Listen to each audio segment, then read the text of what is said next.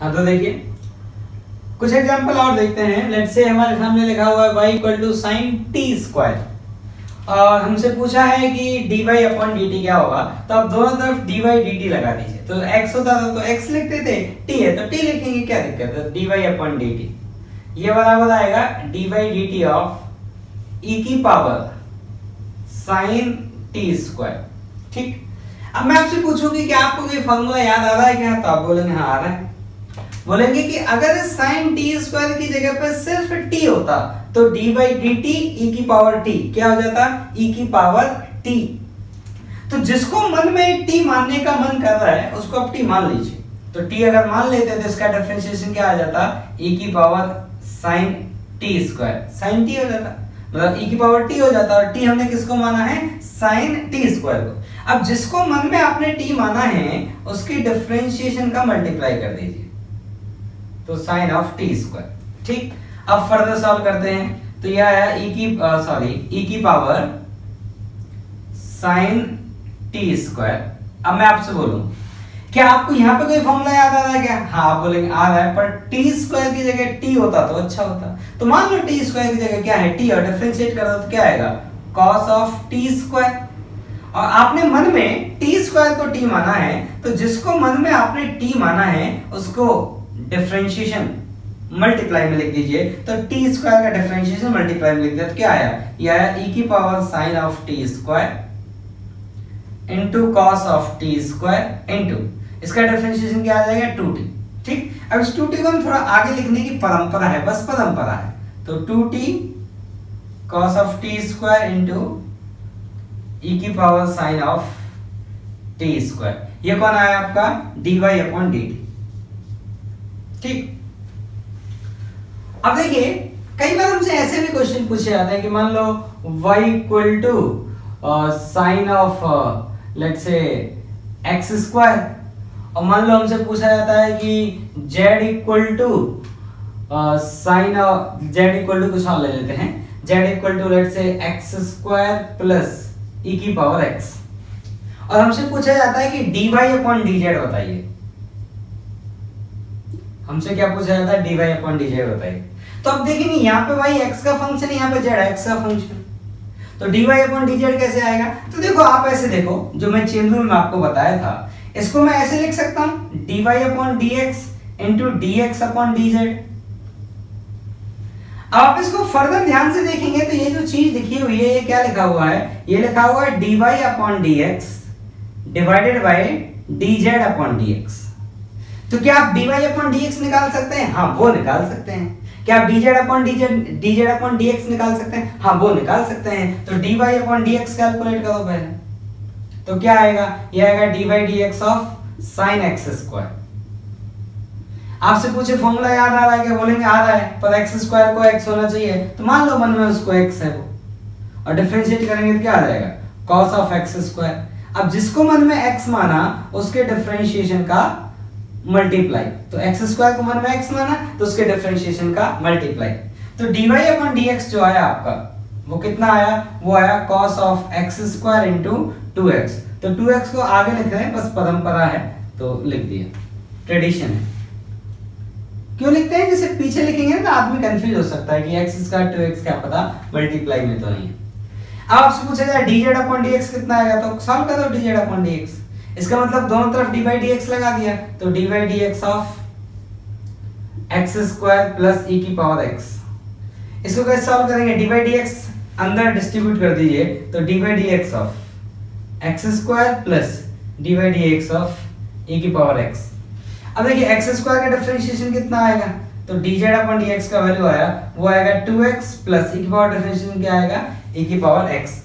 अब मैं कह रहा हूं कि dy अपॉन dz आपको चाहिए था, तो आप क्या करिए dy अपॉन dx में dz अपॉन dx का डिवाइड लगा दीजिए जो कि यहाँ लिखा हुआ है। उससे क्या होगा, dx से dx कट जाएगा और आपका क्या बचेगा, dy अपॉन dz।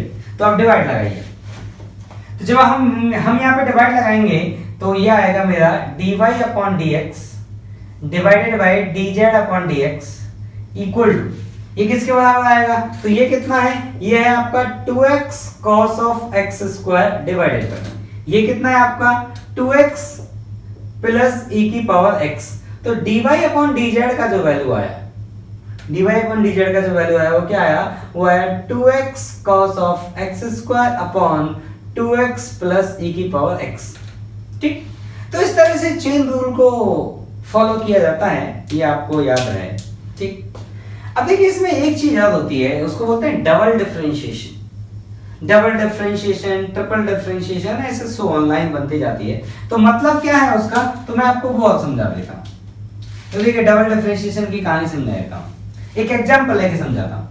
मान लीजिए आपके सामने लिखा है कि y इक्वल टू x की पावर 7, और मैं आपसे पूछूं कि दोनों तरफ dy dx लगा सकते हैं क्या, तो लगा सकते हैं, dy अपॉन dx और dy अपॉन dx, ये आया x पावर 7। और आपके लिए तो बोलेंगे तो ये तो बहुत आसान है। कैसे आसान है, अरे x की पावर n का फॉर्मूला लगा देंगे। तो क्या है आपके सामने dy upon dx, dy upon dx सामने आया 7 इंटू x पावर 6। अब मैं कह रहा हूं कि एक बार dy dx और लगा दो, क्यों नहीं लगा सकते, लगा सकते हैं, आपकी मर्जी है। अरे आप ये बताइए, अगर आपके सामने y इक्वल टू 2 लिखा है तो एक बार स्क्वायर कर लिया, तो क्या मैं दोबारा स्क्वायर नहीं कर सकता, फिर उसका जो भी आएगा, जैसे एक बार स्क्वायर कर दिया तो क्या है y स्क्वायर इक्वल टू 4, क्या इसका मैं दोबारा स्क्वायर नहीं कर सकता, क्या कर सकता हूं। तो ऐसे ही आप dy dx फिर से लगा दीजिए, तो लगा दिए भाई, ये लो, तो dy dx लगा दिया दोनों तरफ।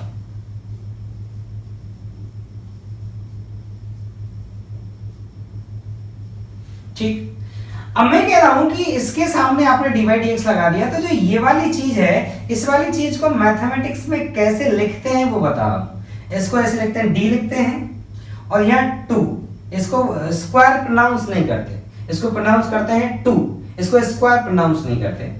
और नीचे लिखते हैं dx और यहाँ पे भी 2 लिखते हैं और इसको स्क्वायर प्रोनाउंस करते हैं, तो इसको क्या बोलते हैं, d2 dx स्क्वायर। ठीक, और ये कौन लिखा हुआ है, y। ठीक, ये किसके बराबर है, तो ये साइड तो कैलकुलेट करना आसान है, कांस्टेंट बाहर आ जाएगा, 7 dy dx ऑफ x की पावर 6। ठीक, तो इसको बोलते हैं आपने dy dx का एक बार और डिफरेंशिएशन कर दिया, मतलब ये y का 2 बार डिफरेंशिएशन हो गया, y का एक बार डिफरेंशिएशन होकर ये आया, इसका एक बार डिफरेंशिएशन और कर दिए, इस वाली चीज का एक बार डिफरेंशिएशन और कर दिए, तो ये y का कितने बार डिफरेंशिएशन हो गया, 2 बार। तो ये 2 इसी बात को दिखाता है कि y का 2 बार डिफरेंशिएशन हो गया, मतलब एक बार डिफरेंशिएशन करिए फिर दूसरे बार डिफरेंशिएशन करिए, तो ये इधर से कितना आएगा, पावर आगे कूदेगा और 6 - 1 कितना हो जाएगा, 5। तो 7 × 6 कितना हो जाएगा, 42 x की पावर 5। ठीक, अब के लिए मैं एक एग्जांपल लेके और समझा देता हूं। मान लीजिए आपके सामने लिखा होता है कि y इक्वल टू √x, और मैं आपसे पूछता है कि dy अपॉन dx बताइए, तो बोलेंगे बहुत आसान है। कैसे बोलेंगे, 1/2 x की पावर 1/2 - 1। देखो मैं डायरेक्ट लिख दिया है, इसको चलिए एक स्टेप करके दिखा देते हैं। dy dx ऑफ x की पावर 1/2, अब क्या करेंगे, पावर आगे आ जाएगी और पावर में से एक सब्ट्रैक्ट हो जाएगा, तो क्या है, यह है 1/2 ऑफ x की पावर -1/2। अब मैं कह रहा हूं इसके एक बार dy dx और लगा दीजिए दोनों साइड, तो dy dx एक बार और लगा दिए दोनों साइड, इसको बोलते हैं एक बार डिफरेंशिएशन और कर देना। ठीक, तो ये वाली जो चीज आएगी, ये वाली चीज क्या आएगी, इस वाली चीज को हम कैसे लिखेंगे, d2y upon dx square, d2y upon dx square, मतलब ऊपर वाले को 2 प्रोनाउंस करेंगे और नीचे वाले को स्क्वायर प्रोनाउंस करेंगे। ठीक, ये किसके बराबर आएगा, तो कांस्टेंट तो बाहर आ जाएगा, dy dx ऑफ x की पावर -1/2, और इसको डिफरेंशिएशन करेंगे तो क्या आएगा, 1/2 तो आगे लिखा हुआ है, -1/2 पावर का आगे आ जाएगा और पावर में से एक सब्ट्रैक्ट हो जाएगा। तो ऐसे हम कब तक कर सकते हैं, तो आप कितने भी टाइम करते जाइए, कोई दिक्कत नहीं है। तो यह है आपका आपके पास -1/4 x की पावर -3/2।